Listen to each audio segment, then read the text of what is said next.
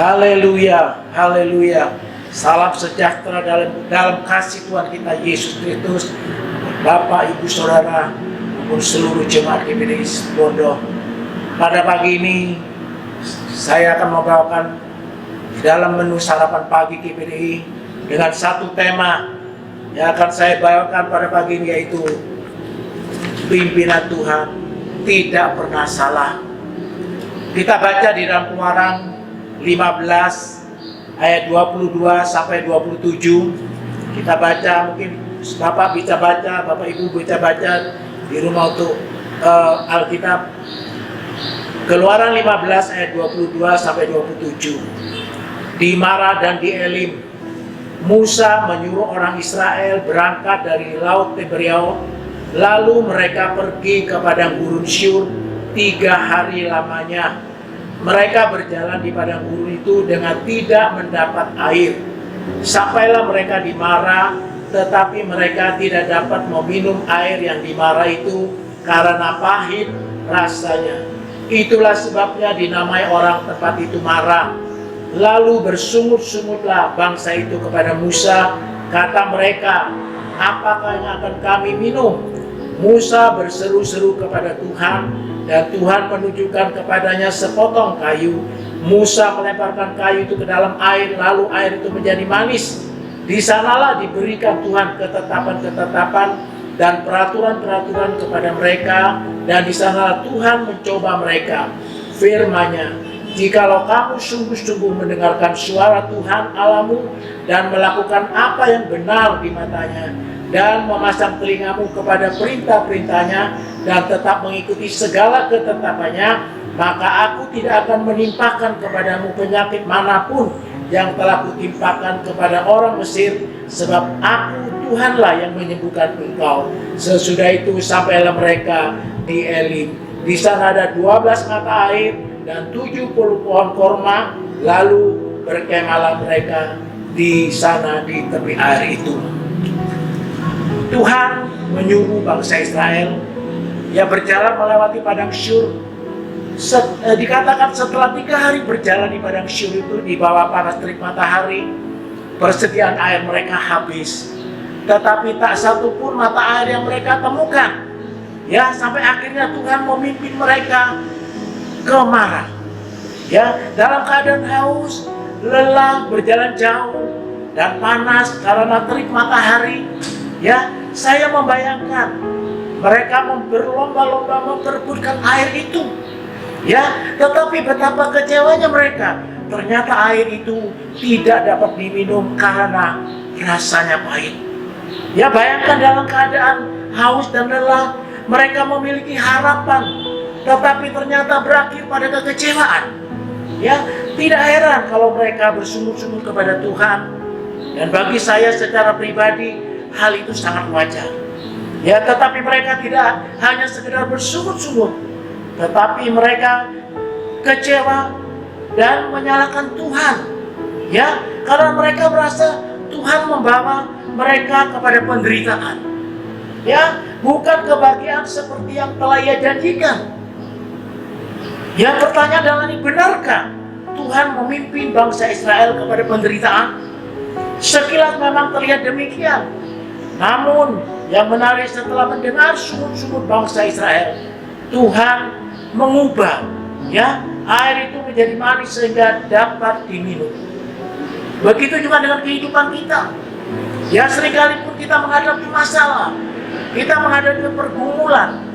Ya, Tuhan terus bawa kepada kita karena ada maksud Tuhan yang dibalik semuanya ini.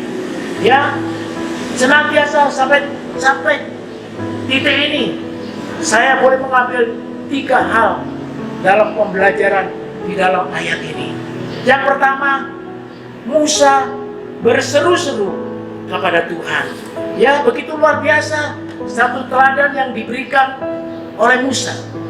Ya, dia tidak menghiraukan akan sungutan bangsa Israel, tetapi dia datang kepada alamat yang tepat, yaitu dia datang berseru-seru kepada Tuhan. Di sana Tuhan mengerjakan satu mujizat. Di sana Tuhan mengerjakan suatu mengubah air yang pahit menjadi manis, sehingga air yang pahit boleh bisa diminum lagi oleh bangsa Israel. Ya, seperti dengan kehidupan kita pun, ya kita jangan senantiasa kalau kita menghadapi masalah, ya kita menghadapi pergumulan kita jangan melihat besarnya dari masalah itu, tetapi kita datang kepada alamat yang tepat, yaitu kita berseru-seru kepada Tuhan. Ya kita serahkan sepenuhnya. Ya kita jangan melihat besarnya masalah, tapi kita datang. Kita berseru Allah yang kita sembah. Di dalam Tuhan Yesus, Dia sungguh luar biasa. Dia selalu menolong kehidupan saudara dan saya. Bahkan satu ayat di dalam Mazmur 34 ayat 18. Ya dikatakan apabila orang benar, orang-orang benar itu berseru-seru, maka Tuhan mendengar. Ya puji Tuhan. Ialah yang pertama, pembelajaran pertama saya boleh mengambil, yaitu kita boleh berseru-seru di dalam menghadapi apapun. Kita jangan lari kemana, kita berseru-seru kepada Tuhan. Yang kedua, pimpinan Tuhan itu tidak pernah salah. Ya, kenapa Tuhan memimpin Israel ke Marah? Ya, alasan yang paling mendasar adalah karena Israel membutuhkan air. Ya, namun ternyata ada alasan yang lain, yaitu Tuhan ingin menguji umatnya. Ya, apakah mereka tetap percaya saat menghadapi kepahitan? Tuhan menguji bangsa Israel. Masihkah mereka percaya dalam menghadapi kepahitan ini? Percayakah bahwa Tuhan memimpin kita tidak pernah salah? Ya, ujian yang sama ditujukan kepada kita. Kadang-kala Tuhan terlihat memimpin kita ke arah yang salah. Tetapi di balik semuanya itu, sebenarnya Tuhan menguji kita untuk melihat apakah saat kita menghadapi pergumulan kita tetap percaya kepadanya. Ya, Tuhan membawa kita, ya Tuhan memimpin kepada kita di dalam kita mengalami masalah, pergumulan apapun. Saudara, kita akan tetap percaya. Ini yang Tuhan inginkan dalam kehidupan saudara dan saya. Ya, kita tetap percaya, kita percayakan sepenuhnya ya kepada Tuhan kita yang luar biasa. Percaya bahwa pimpinan Tuhan tidak pernah salah, ya, dan pasti ada maksud yang baik dalam setiap hal yang kita alami dalam hidup kita. Ya, di balik semuanya ada yang baik, ada rencana yang baik. Ya, dikatakan dipimpin oleh Tuhan ada yang rencana yang baik. Ya, Tuhan memimpin kepada saudara dan saya. Yang ketiga, Tuhan mampu mengubah kepahitan dalam hidup kita. Ya, selain keyakinan bahwa Tuhan tidak pernah memimpin kita ke arah yang salah, ya, kita pun harus memiliki keyakinan bahwa Tuhan mampu yang mengubah kepahitan dalam hidup kita. Ya, tentu bukan berarti kita akan lepas dari masalah, tetapi di tengah-tengah pergumulan, di tengah-tengah masalah yang kita hadapi, ya, kita tidak pernah sendiri. Tuhan ada di sisi kita, memimpin dan menyertai kita. Karena kita tidak perlu takut kita menghadapi apapun. Ya, seperti hal ini, ada pandemi COVID-19. Ya, kita jangan takut. Sebab Tuhan memimpin kepada kita. Tuhan memelihara kepada kita. Bahkan di dalam Mazmur 121 dikatakan Tuhan adalah perlindunganku. Ya, di Mazmur 91 pun berkata Tuhan adalah perlindunganku.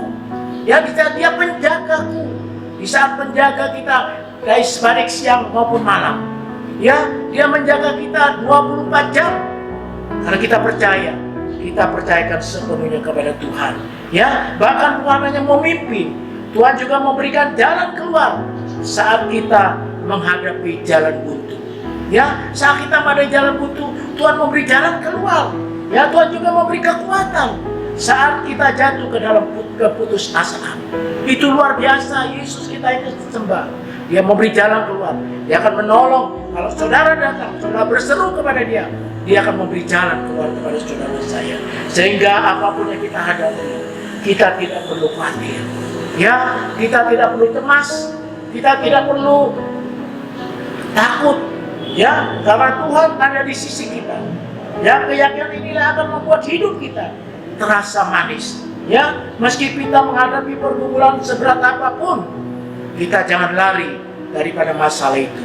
Ya, seperti ada pujian dikatakan Tuhan tak pernah janji, ya, langit selalu biru, ya, tetapi dia berjanji dia selalu menyertai kita. Ya, dikatakan dia jalan, Tuhan tak pernah janji, ya, jalan selalu rata, tetapi dia akan beri kekuatan kepada saudara dan saya. Biarlah senantiasa 3 pembelajaran yang boleh membawa kita untuk kita lebih setia kepada dia. Ya, dalam kita menghadapi apapun, kita jangan lari dari masalah itu. Kita datang kepada, kita berseru kepada dia. Karena itu apapun yang kita hadapi, jangan ragu.